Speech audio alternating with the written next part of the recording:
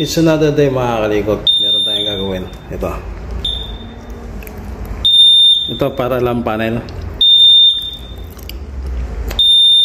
Tumutunog siya. Nakalagay charger port. Check natin to.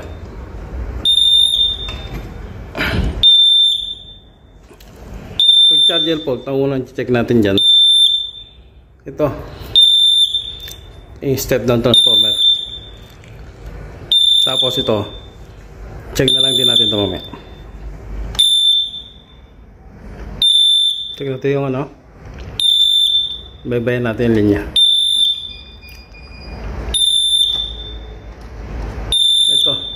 Ito galing dito, dapat 24 volts yan, DC.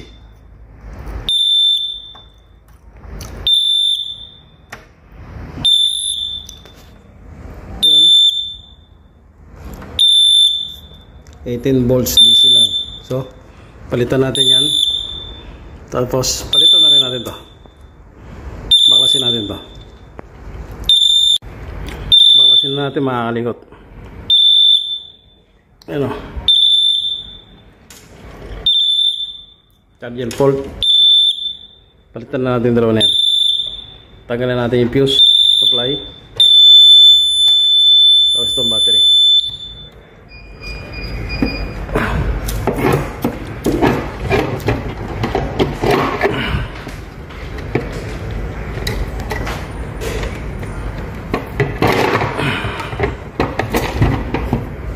Ito yung step down transformer. Baklasin na natin yan.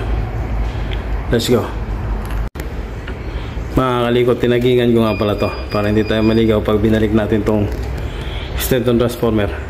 Ito nga pala yung 20 volts. So supply siya rito, pupunta rito sa step down. Tapos 24 lalabas yan, pasok rito, papunta sa battery, charge. Okay, kalasin natin yan. So ito na mga kalikot, nabaklasan natin itong battery tsaka itong step down transformer.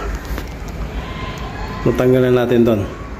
So babalikan na lang natin to pag nakabili na nito. Okay mga kalikot, wala tayong makitang transformer charger na itong fire alarm panel na to. Hindi available dito sa UAE. So bili na tayo bagong ano, fire alarm panel. Ipapalit natin doon. Palit natin doon sa fire alarm panel na yun. Mayroon kasi maghanap ng pyesa dito sa UAE. Palitan natin to.